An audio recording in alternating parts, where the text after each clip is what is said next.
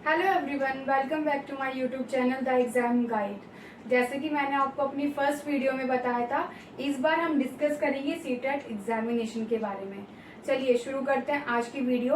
और वीडियो के लास्ट में मैं आपको एक स्पेशल ट्रिक बताने वाली हूँ जिससे आप डेफिनेटली ये वाला एग्जाम क्वालिफाई कर लोगे अगर आप मेरी कही हुई बात को फॉलो करोगे। तो वीडियो के लास्ट तक बने रहिए। शुरू करते हैं। तो सीटेट एग्जामिनेशन का पहले फुल फॉर्म देखते हैं क्या होता है। Central teacher eligibility test. ठीक है, ये जस्ट एक एलिजिबिलिटी प्रोवाइड कराता है उन स्टूडेंट को जो भविष्य में टीचर बनना चाहते हैं। अब यहाँ पे एक नई बात ये है कि प्राइवेट टीचर ये ना सोचे कि हमें नहीं करना पड़ेगा अगर हम प्राइवेट स्कूल में पढ़ा रहे हैं। आप अगर नई शिक्षा नीति देखोगे तो उसमें साफ साफ मेंशन कर दिया गया है कि अब गवर्नमेंट हो या प्राइवेट टीचर हो, दोनों को ये एग्जामिनेशन क्लियर करना जरूरी है, क्योंकि ये एक एलिजिबिलिटी प्रोवाइड कराता है कि अगर आपने सीटेट क्वालिफाई कर लिया दैट मीन्स आप एलिजिबल हो टीचर बनने के लिए या आप टीचर बनने के लायक हो। ठीक है, तो इसका रजिस्ट्रेशन शुरू हो चुका है 31 अक्टूबर से एंड लास्ट डेट रहेगी इसकी 24 नवंबर तक। और अगर आप इसके सिंगल पेपर के लिए अप्लाई करोगे तो आपको सिर्फ 1000 रुपीज पे करना है। अगर आप दोनों पेपर के लिए अप्लाई करेंगे तो आपको 1200 रुपीज पे करने हैं। एग्जाम डेट की अगर बात करें तो दिसंबर टू जनवरी तक इसके एग्जामिनेशन ले लिए जाएंगे। अब आप सोच रहे होंगे कि ये तो 1 या 2 दिन में हो जाता था, इस बार 1 मंथ का टाइम क्यों लग रहा है? क्योंकि इस बार फर्स्ट टाइम सीटेट होने जा रहा है सीबीटी मोड पे, यानी कि कंप्यूटर बेस्ड टेस्ट, यानी कि ऑनलाइन। और ऑनलाइन होने की वजह से सेंटर कम हो जाते हैं क्योंकि उन्हीं सेंटर पे अब टेस्ट होगा जहाँ पे कंप्यूटर की सुविधा है। इसी के साथ साथ सीटेट ने साफ साफ मेंशन कर दिया है first come first serve basis.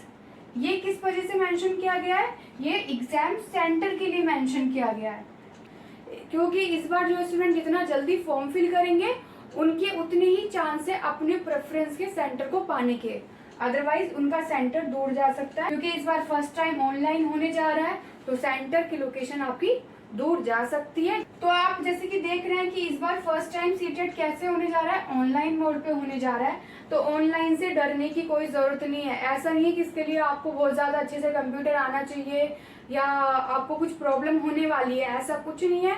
ये पूरा सेटअप होता है कंप्यूटर में, वो आपको अपना क्वेश्चन पेपर ओपन करके देंगे, आपको जस्ट अपने ऑप्शन पे क्लिक करना होता है। तो आपका ध्यान प्रिपरेशन की तरफ होना चाहिए, ना कि इस तरफ कि कौन से मोड पे एग्जामिनेशन होगा। और इसका एक प्लस पॉइंट भी है, अगर हम आज के यूथ को देखें तो हर कोई फोन तो चला ही रहा है, लैपटॉप तो यूज कर ही रहा है। अगर हमें बेसिक नॉलेज भी नहीं है कंप्यूटर चलाने की तो ये तो एक नेगेटिव पॉइंट हुआ एक टीचर के लिए। तो आपको ऑनलाइन मोड से डरने वाली कोई जरूरत नहीं है, आपका टोटल फोकस होना चाहिए प्रिपरेशन की तरफ। अब नेक्स्ट हम देखेंगे इसका एजुकेशनल क्वालिफिकेशन। तो जिस भी स्टूडेंट ने डीएलएड, बीएलएड, बीएड या अदर कोई भी टीचर ट्रेनिंग की है तो वो सभी स्टूडेंट इसके लिए एलिजिबल है, चाहे उनका कंप्लीट हो चाहे वो अपेयरिंग में हो। ठीक है, नेक्स्ट हम देखेंगे वैलिडिटी।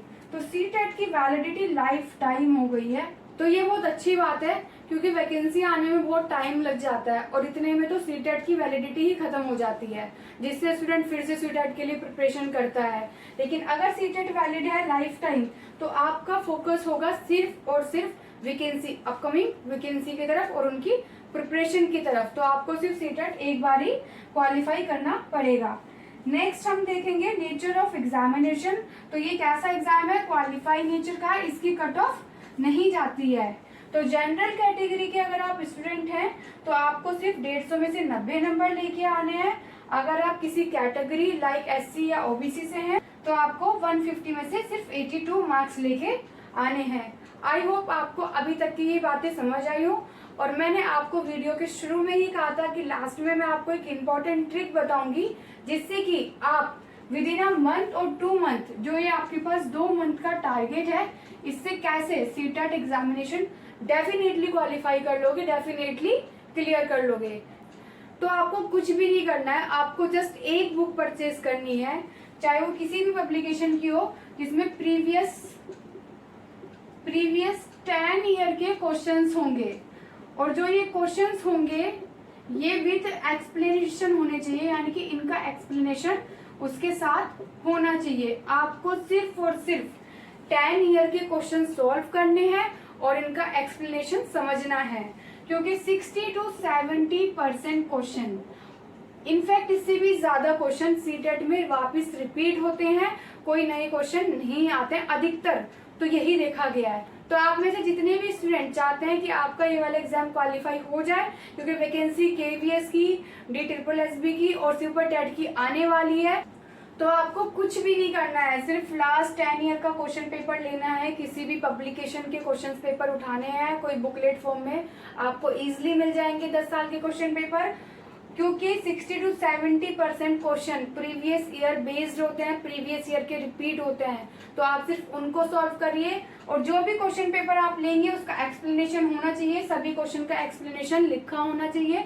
इसके पीछे एक रीजन है, क्योंकि जब हम क्वेश्चन सॉल्व करते हैं हम आंसर देने की कोशिश करते हैं अकॉर्डिंग टू टीचर, बट यही हमारी सबसे बड़ी मिस्टेक है सीटेट के अंदर, क्योंकि जितने भी क्वेश्चंस का आंसर हमें करना है वो अकॉर्डिंग टू स्टूडेंट करना है, अकॉर्डिंग टू चाइल्ड करना है, क्योंकि हमारी एजुकेशन पॉलिसी चाइल्ड सेंटर्ड है, ना कि टीचर सेंटर्ड है। तो हमें हमेशा हर क्वेश्चन में ये ध्यान देना है, ये जो क्वेश्चन है इसका जो हम आंसर टिक करने जा रहे हैं चाइल्ड के अकॉर्डिंग सही है या नहीं है। तो ये मैं आपको सबसे स्पेशल 2 ट्रिक बता रही हूँ। पहली ये कि आपको 10 ईयर के क्वेश्चन पेपर उठाने हैं, क्योंकि इस बार सीटेट 12वीं बार 12th एडिशन सीटेट ले रहा है, तो आपके 11 साल के सीटेट के पेपर आपको इजीली मिल जाएंगे और 10 साल के भी सफिशिएंट है, आपको वही सॉल्व करने हैं, उनका एक्सप्लेनेशन गौर से पढ़ना है।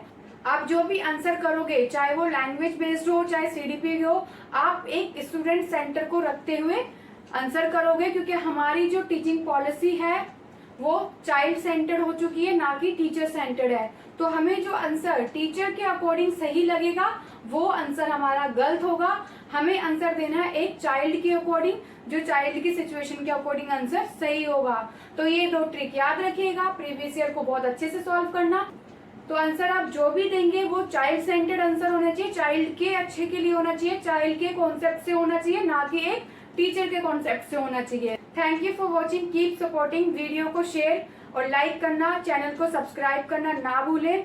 नेक्स्ट वीडियो में सिलेबस पे बनाने वाली हूँ और कहाँ से पढ़ें और कैसे सिलेबस कवर करें, ये भी सफिशिएंट है प्रीवियस ईयर। फिर भी आप चाहते हैं कि आपके 150 में से 150 मार्क्स आए, ज्यादा मार्क्स आप लाना चाहते हैं, देन उसका मैं डिटेल सिलेबस और कैसे उसको कवर करना है इन सब पे आपसे डिस्कस करूंगी।